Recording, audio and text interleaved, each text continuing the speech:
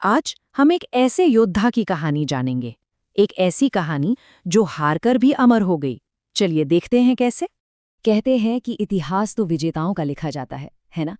पर वीरता की कहानी तो तब भी लिखी जाती है जब हार निश्चित हो और मौत आंखों में आंखें डालकर खड़ी हो। ये कहानी जीत की नहीं, उसी हिम्मत की है।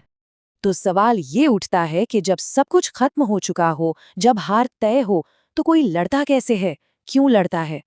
आइए उस योद्धा की कहानी से इस सवाल का जवाब ढूंढते हैं, जिसने अपनी आखिरी सांस से इसका जवाब दिया। तो कहानी को शुरू से शुरू करते हैं।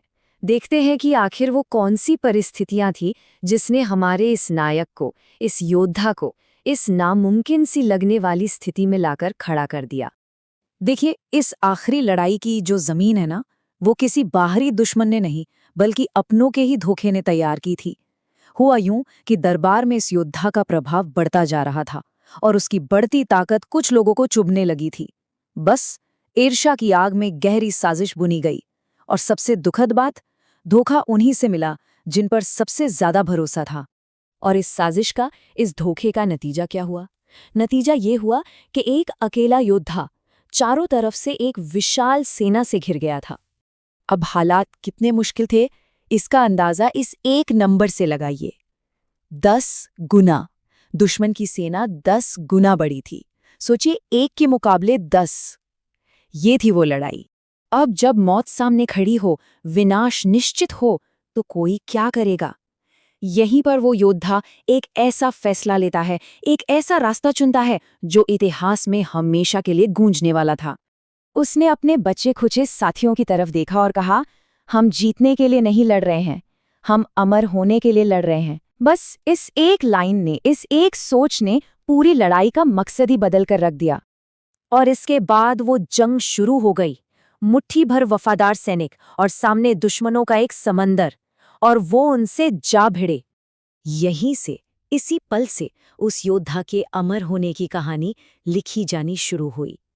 बहुत जल्द ही उसे चारों तरफ से घेर लिया गया। वो बिल्कुल किसी तूफान के बीच में खड़े एक अकेले शख्स की तरह था।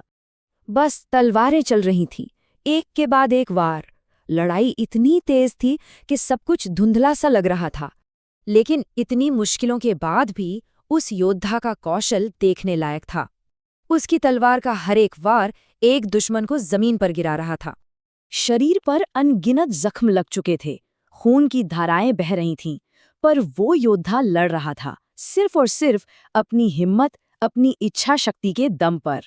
हाँ, शरीर अब जवाब दे रहा था, थक रहा था, लेकिन हिम्मत अभी भी चट्टान की तरह मजबूत थी।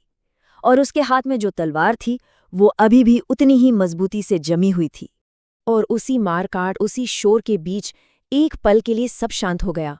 उसकी आंखों के सामने अपने परिवार का चेहरा आया, अपनी मातृभूमि की याद आई। शायद यही वो असली ताकत थी जिसके लिए वो अपनी ये आखिरी लड़ाई लड़ रहा था। हर लड़ाई का एक अंत होता है। इस लड़ाई का भी हुआ। लेकिन ये वो अंत था जहां एक जिस्मानी लड़ाई खत्म होकर एक अमर कहानी की शक्ल ले रही थी। सूरज ढल रहा था और उसी के साथ वो योद्धा भी जमीन पर गिरा। लेकिन ये एक हार में गिरना नहीं था, ये सम्मान के साथ मौत को गले लगाना था। वो गिरा जरूर, पर उसका सिर आखिर तक झुका नहीं। कहते हैं कि मरने के बाद भी उसकी खुली आंखों में ऐसी आग, ऐसी दहशत थी कि दुश्मन उसके शरीर के पास आने से भी डर रहे थे। ये था उसका खौफ। तो तब वो जमीन बलिदान का एक मैदान थी। और आज वही जमीन वीरता का सम्मान करने वाला एक स्मारक है। वक्त कैसे बदलता है, पर यादें रह जाती हैं।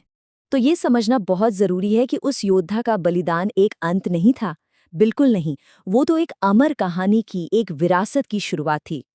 क्योंकि नायक मरते नहीं हैं, वो हमारी यादों में, हमारे गर्व में हमेशा हमेशा के लिए जिंदा रहते हैं। और अंत में ये कहानी हमारे लिए एक सवाल छोड़ जाती है, एक बहुत गहरा सवाल, कि सच्ची वीरता क्या है? क्या ये किसी एक पल में दिखाया गया साहस है, या फिर ये वो हिम्मत है जिसे कोई पूरी जिंदगी जीता है? इस पर सोचिएगा जरूर।